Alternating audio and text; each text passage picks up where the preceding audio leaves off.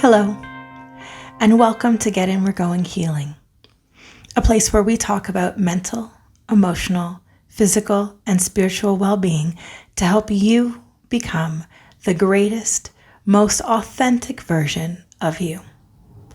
My name is Tovah, and I will be your guide today.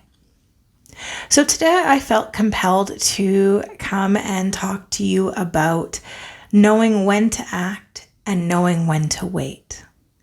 So honoring your healing path. If you're watching the video, don't mind me today. I have a very low energy day today. I peopled a little too much yesterday around a lot of people who have very different energy than I do. And I found it to be very draining, and I'm still recovering today. So as I was saying, one of the things that you'll find on your healing path is the more you try to push things into place, the less it goes the way that you want it to. And one of the things that you have to begin to learn, understand, and integrate is when to apply pressure, when to act, when to move within this journey, and when to sit back and hold back and wait. So on my journey, this was a big struggle.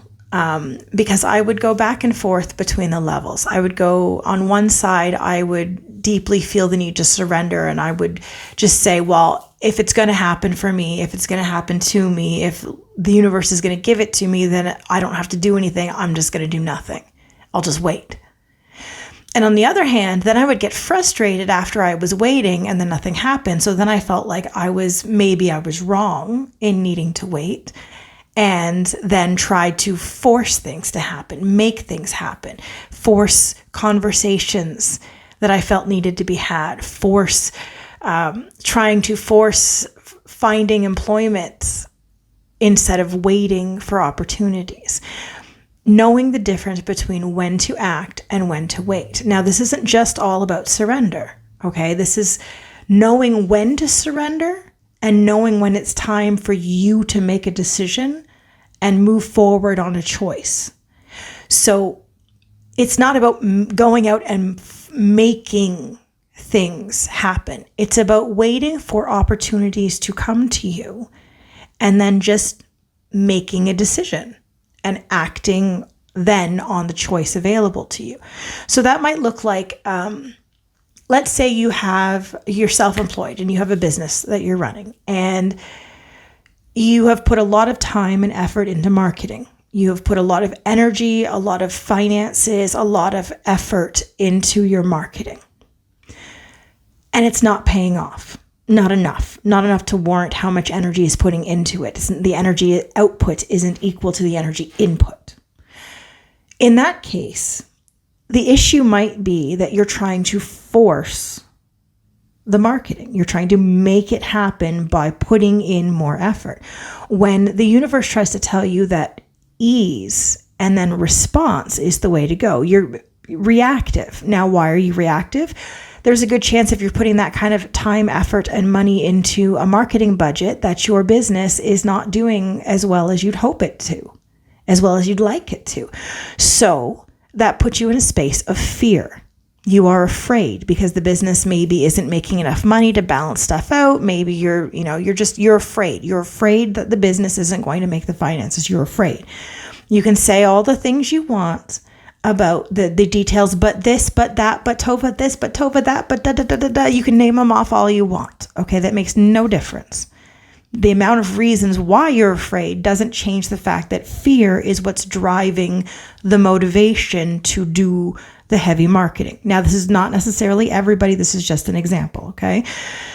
So in this example, you're afraid that you're not going to get the business. You're afraid that you're not going to get the income. You're afraid your business isn't going to expand. So you feel the need to do something. You have to act. So you jump into putting all this effort into marketing, and it does not net you the customer base. It does not net you the finances and income that you would hope for the amount of effort and time put in. This would be a case of where you are trying to force instead of wait. Okay, so instead, the answer that the universe provides is to wait and wait for the opportunities, wait for an opportunity to come to you and make a decision on whether you want to move forward with that opportunity or not. You're moving into a space of response, not react. So putting all the effort into marketing is a reaction to the fear. Whereas a response is, let's say you see an ad somewhere for a fundraiser that you could participate in, and then further get your business name out there. Do you earn income from that? No, not if it's a fundraiser. However, that is a much better marketing tool for you than the marketing you were investing the finances and effort and whatnot into. It is still getting your name out there. That's what marketing is. It's getting your business out there so it can be seen. But if you do it through charity work, now you're getting your name out there and you're adding a reputation to your name. It might be dedicating time and effort, but you're already dedicating time and effort through the current models of marketing that you're using, which are not getting you the return that you want. So essentially, it's just effort that's wasted. If you put your effort into something that gets you that marketing, gets you in front of people, and can then more demonstrate your abilities to people, that is going to be far more effective for your business than the marketing you were using. Again, responding. You're looking for opportunities and not hunting opportunities, because this is, again, waiting for the universe to offer. So you just have to look for the opportunities and be open to the opportunities rather than hunting them out. Because when you're hunting them out, you're saying essentially that you know better than the universe, that you know more about how to get the things that you want than the universe does about how to give you what you want. So you'll be met with these type of situations over and over and over and over. This is also something that you'll see in your relationship. If you want your relationship to be better, work on you. And I know how frustrating it is to hear that. But for real, I am not kidding. I am not I'm not over explaining something. I'm not under explaining. I'm plain and simple. When you try to force things, it won't go the way you want, because you are trying to make it happen in the way you think that it should, in the timing you think that it should. But the universe gives to you the things that you are meant to have in the timing in which you are meant to have them, when you are ready for them. You wouldn't give the keys to a car to a 10-year-old and expect them to drive when they haven't taken the necessary steps to be ready for driving. They have not taken the lessons. They don't know how to do any of the things. Before they can even begin driving, they would have to be taught those things. You can't just jump from A to B. So in the same thing, you can't just jump into forcing the thing that you want to have happen. Instead, you need to wait and respond to get to that. So when it comes to a relationship, if you're trying to force the relationship to look a certain way, be a certain way, whatever it is you think it should, which, by the way, is usually based on programming, either through society, family.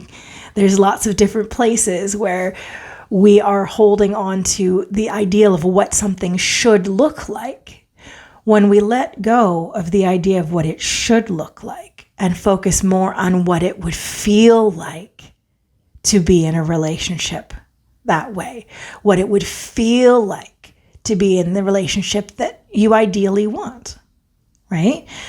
And then the universe will then say, okay, and then present you with choices, because life is always about choices. Choices will be presented to you. And then all you have to do is decide which way to go.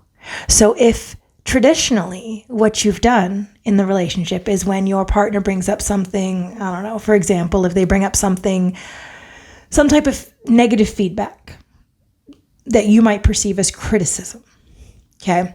If you always perceive it as criticism and you react in the method of it being criticism, what you're going to get is the reaction that you always get when you perceive it as criticism. If you do what you always have done, you'll get what you've always gotten. If you want to change that, you can't demand that your partner not give you negative feedback or not criticize you. Instead, you change how you perceive that. How do you do that? You address the part of you who would take that criticism and take it to heart and take it as criticism, which more than likely, in most cases, is a young version of you, probably a child version of you, who was criticized as a child and whose caregivers, adult figures, were very demanding, very critical of them. And therefore, they are now with that mindset of that child. Whenever someone is critical or gives negative feedback, that version of you goes, wait, I know this, this hurts, this sucks, this is awful, I don't want to feel criticism. And you get defensive and it hurts your feelings and you get emotionally reactive to it. Is it feedback you need to hear? Probably. Is it something that someone's bringing to your attention because it needs to be? Probably. But young you who holds on to having been criticized is going to react to that. So, with that in mind, the comment I made earlier about if you want a healthier relationship, you want a better relationship, you want it to look the way that's a good, healthy way that feels a certain way, you got to work on you. Why? Because as long as little you is reacting to that criticism, as long as little version of you is being reactive to anything that has not been addressed or healed, you are going to be reactive to those things in your relationship. When you learn to move past that and learn to soothe little you, that criticism can be taken now instead of as criticism, but as it is intended to be, as feedback. Even if it is negative feedback, feedback is how we make adjustments. Feedback is how we adjust through a relationship. If feedback is not something that you can handle, you need to work on the version of you, the part of you that's on the inside that is reactive to the negative feedback. And when you can do that, and when you can know your value and worth isn't decreased by someone's feedback, whether you take the feedback or not isn't the point. It's the receiving of the feedback and then the emotional reaction that comes with that. So as you work on you and as you heal through that, then even if your partner is giving you negative feedback, you are able to hear and receive the feedback rather than get defensive and then throw back into, what about you? You do fill in the blank. That is based on our emotional reactions. That is based on our big feelings. That is based on the parts of us that are still hurting from those things that happened to us when we were small. So how do you have a good, healthy relationship? It's not by pushing your partner. It's not by demanding that they change. It's not by making everything about them. It's about you. It's about you doing what you can on your side. It's about you doing the things you need. Doing the things you need in order to be in a healthier space. It's you responding instead of reacting. It's you learning when to sit back and wait and when to act. So if we go in the relationship with the feedback scenario, that also goes into understanding that sometimes your partner is going to have a bad day. And sometimes your partner's going to say a bunch of stuff based on their own programming and their small versions of them that are reacting to the things they're experiencing. And allowing grace for that. Knowing when to react and when to respond. Responding would be recognizing your partner's having a rough day and giving them space without taking it personally. Not so easy. I know. I've been through this. I used to take everything personally. And I worked through that. And that's why I share what I share, to help people learn to do the things that I learned to do. Because the old me, the version of me that wasn't really active into healing, knew that I needed to, but didn't address it. She was anxious, general anxiety disorder, borderline personality disorder. I was going through a lot. I could not handle feedback. I could not handle criticism. I would cry or get angry. I was anxious all the time. I was worried all the time. I was always afraid that I was going to get in trouble from someone. I was always afraid that someone was going to come and shout at me over something. I was never really at ease. I couldn't be. I was always on edge. I was always tense, and I was always looking for where someone was trying to hurt me. I was hypervigilant to where someone was going to hurt me. I'm not that anymore.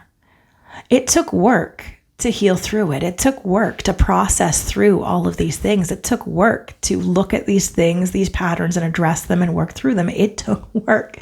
And it took a lot of working through my feelings, knowing what my feelings were, and then learning when to act and when to wait, and learning when to allow the universe to offer opportunities and selection to me, and when to be sitting back and just being, and not needing to push forward, not needing to look for things to come to me, not needing to act, but knowing that in this space, it's time for me to be at peace and wait, and to be in a state of just calm and waiting and enjoying the pause, enjoying the gap in between, as the card of the Hierophant says in the Osho Zen deck, the no-thingness, the nothingness, but the no-thingness, the space between one thing and the next thing. And that's the other thing I want to talk about in regards to knowing when to act and knowing when to wait. There's going to be times, just as we talked about with the healing path, where there's mountains and there's valleys and there's different levels, right? And you're going to be at a high point, then you're going to be at a low point, then you're going to be at a high point again, and that's just how it works. Well, it's the same thing in understanding when to wait and when to act. So there are going to be points in your life where there's times to move forward, like it's time to move into a new house. It's time to start looking at properties. It's time to start talking about families. It's time to change jobs. It's time, many, many different things where it's time for that, right? And then there's times when you're in the pause in between, and there's no action to be done. There's no thing that needs to be solved. There's no emergency that needs to be put out. There's no nothing. You're just in a state of waiting. Pause. But that pause is meant for you to be able to do internal stuff for you, and to not be doing, but just to being, just being. That's it. And then those are the resting periods. And then there's going to be the next challenge or decision that you have to make moving forward that's going to bring these new things to you, right? But there's going to be points where you're not acting and you're just supposed to pause. And it can be very frustrating if we're used to, in the go, go, go culture that we're in, if we're used to always needing to be busy, always needing to be acting, always needing to be pushing, always needing to be grinding, always needing, always. It can be very hard to be in a state of pause. My cat's snoring over there. You might hear her. She's got a lot of nasally stuff. It can be hard when we're in a space of needing to wait, because it's hard for us if we're used to always having to act. It can feel very uncomfortable to have to be in a spot of waiting, of pausing, of being. There's nothing for you to do. So it can be very hard for people to hear there's nothing for you to do. You don't have to do anything. There's no job you have to do. There's no check mark you have to make. There's nothing you have to do. You just have to wait. And when we're on our healing path, and when we're doing our trauma work and healing through our trauma, we can feel like we need to always be pulling out something else to work on. The next thing. Okay, I've worked past this thing. Now give me the next one. Okay, I've worked past that one. Now give me the next one, because we feel that we need to be productive all the time. We need to be working on it all the time. But there are points in which you are not supposed to be working on it. You are just supposed to be being. Think of it like Shavasana in yoga. So the purpose of Shavasana is to help the body reconnect. Shavasana would be dead man's pose, just laying flat on the floor. For those who aren't familiar with yoga, laying flat on the floor with your arms slightly away from you, your feet relaxed, the whole body's just relaxed corpse pose, like you're dead. And you're just laying there. And the purpose of Shavasana is, after you've done all these different stretches, to help the body ease back into the feeling of being in the body after everything has been stretched out, because the body's going to feel different. Now that you've done all these movements, now that you've done these stretches, the body's going to feel differently than it did before. So Shavasana is meant to reconnect the mind with the body in just being. That's all you're doing. Shavasana's purpose is just being, nothing more. Just existing and being and noticing and being. So it's the same idea as we work through our different trauma things that are coming up as we heal through them. There are points in which you are going to be in spiritual Shavasana, in trauma Shavasana. You're not going to be working on the next thing. You're just going to be reconnecting with yourself after you've released that item, that thing that you were working on. After it goes, you're going to be in a space where you just need to be.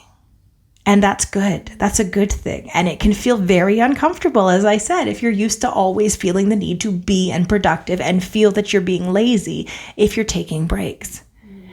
But that's what we're changing, is that in our nervous system, right? That is a fight or flight response. That's a survival response. And as we move out of a survival response, we are going to need more time to just be. And this can be very hard, and we can beat ourselves up about this, but that's what I'm here to tell you. I've been through this. I've walked this path. I've been doing all of this work, and I can tell you with absolute certainty, these Shavasana moments of pause, of wait, of just wait until the universe drops something in front of you. These are the moments of opportunity, because the universe will give you your next assignment when this one is done. Your next assignment will always come to you. You don't have to hunt for it. Whatever's next for you will come for you. So don't have to hunt it. Don't have to seek it. Ease. 22:22 on the clock. Ease instead of control. Let go of control. Let go of feeling like you have to go out and find it, seek it, push for it, grind for it. Respond instead of react. Wait instead of seek. So that's my message today. I felt like somebody needed to hear that. I have been down this road, and even I still need the reminder when something doesn't go the way that I wanted to, something that I had planned went up in smoke, and then I get frustrated and say, but this was the thing I needed. And now it's gone, and now I'm upset about it. And sometimes I forget myself that everything happens exactly when it's supposed to happen, in the timing in which it's meant to happen. And if it wasn't happening then, it's because whatever timeline branch that was going to come from that thing isn't the right timeline branch anymore. And that thing, if it was meant for me, will come back onto where I am. And it will be part of my path still. Will be rescheduled, will be redone, will have another opportunity. All of those things, if it was meant for me on the path I'm on, it will come back around. And I don't ever have to stress and worry. So that is what I've learned, and I'm sharing it with you. Same as I always say with this channel, I am not a professional in anything. I am someone who has been through this healing journey, who has moved from this place of awful into, I am honestly, can easily say I'm the happiest version of me I've ever been. I am truly, genuinely grateful for the life I'm living. I am truly, genuinely grateful for everything I have in my life, and I'm genuinely happy. Do I have all the things I thought I was going to have? No. But it turns out I didn't need those things anyway. They weren't what was going to bring me happiness. I did that by letting go of all the things that were holding me back from being my most authentic self, which of course is the tagline in this podcast. That's why I do it. To help you learn to let go of the things that are holding you back from being the best, greatest, most authentic you. So until next time, fellow humans, love and light. Bye.